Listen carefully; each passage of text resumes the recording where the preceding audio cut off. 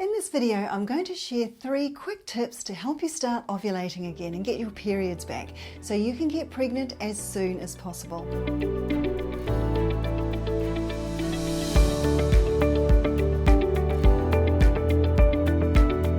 Hi, I'm Juliette Millar. I'm a trained natural fertility specialist with over 25 years experience, and welcome to Focus on Fertility, the YouTube channel dedicated to supporting you on your fertility journey with science-based tips and information you can trust to help you get pregnant as soon as possible. If you're not ovulating or you've lost your periods, you may have a condition called Functional Hypothalamic Amenorrhea, or FHA, where your brain has basically decided temporarily to switch off ovulation. FHA is one of the top causes of ovulation problems and missing periods. And I've made another whole video on this topic where I explain what FHA is, what causes it, and how to find out if FHA is responsible for your lack of periods. So if you haven't yet been diagnosed with FHA or your doctor doesn't know why you're not ovulating, then please watch that video first. And I'll put a link to the video up here and in the description below. In that video, I explained that when you have FHA, you don't ovulate. And this is usually the result of 3 things: not eating enough, over-exercising, and or too much stress. And very often, FHA is caused by a combination of these factors, and some people are more susceptible because of their genetics. I also talked about the state of low energy availability, a top cause of FHA. You're more likely to have low energy availability if you exercise a lot or if you're consciously cutting calories. So it's especially common in athletes, runners, dancers, and people who do a lot of gym workouts. If you suspect your lifestyle is causing a low energy state or energy imbalance, then this video is for you. Here are 3 quick tips to get you on the road to recovery and help you restore healthy ovulation and regular menstrual cycles. Number 1, increase the amount you eat. If you're not getting enough calories from your food to cover both your day-to-day activities and your exercise, it can lead to an energy deficit and it can stop you from ovulating. So, how much more do you need to eat? Well, that's going to vary from person to person, but the good news is it doesn't need to be much. One randomized controlled trial known as the Refuel study looked at a group of exercising women who had either lost their periods entirely or had infrequent periods. And the study found that increasing energy intake by an average of just 330 kilocalories per day was enough for many of the study participants to get their period back. That increase in calories is roughly equivalent to about 2 handfuls or 60 grams of almonds, or half an avocado on a slice of whole grain toast, or 2 medium baked potatoes per day. And remember, this was additional calories on top of what the study participants were already eating. More good news from this study was that almost 80% of the women who got their periods back got them back in the first 6 months, and that's without changing their exercise levels and without gaining a lot of weight. Some experts believe it's not just about getting enough calories though, that it's also the type of calories you eat that matters, especially that you're getting enough carbohydrates in your diet, because the hypothalamus in your brain is sensitive to carbohydrate intake also. So when you're increasing your calories, make sure you include some healthy complex carbs like sweet potato, pumpkin, quinoa, brown rice, lentils and chickpeas. And I highly recommend working with a nutritionist or a dietitian with experience in FHA to help you build an appropriate and balanced dietary plan. Number 2, dial back the amount of exercise you're doing, either the intensity of your exercise or the duration or both.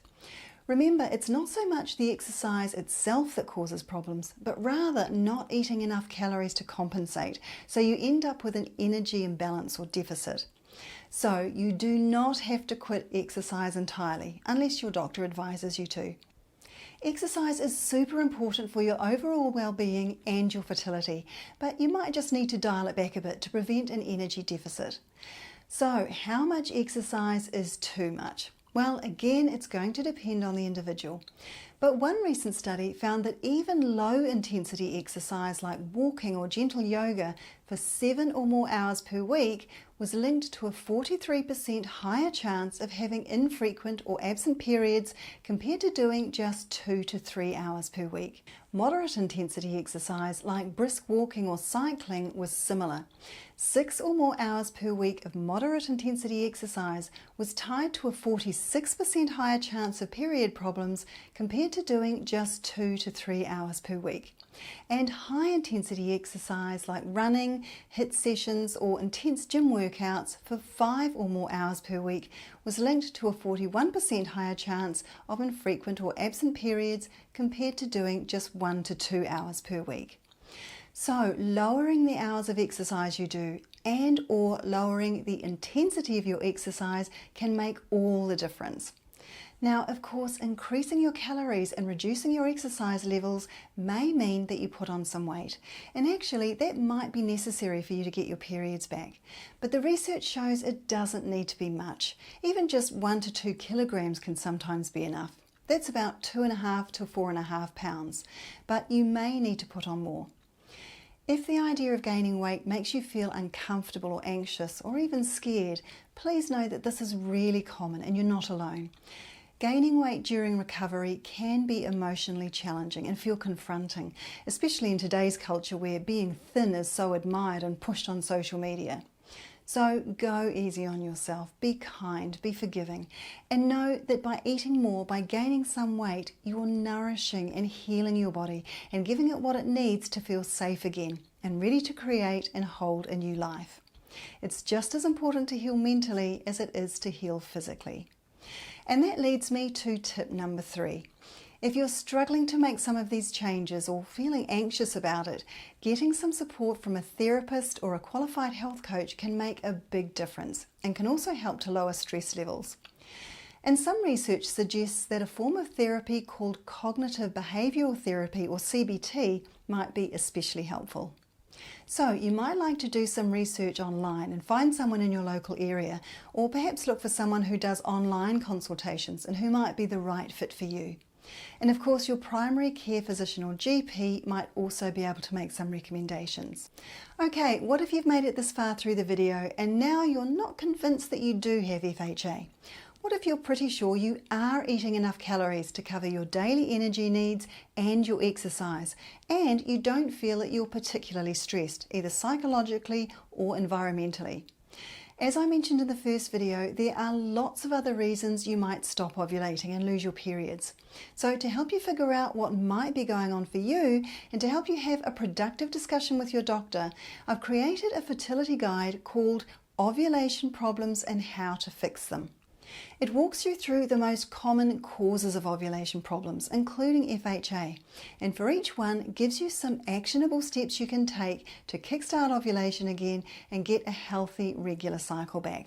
And if you're interested in that, I'll put a link to the guide in the description below. As always though, please do see your healthcare provider also to get a firm diagnosis and to make sure you're getting the appropriate treatment.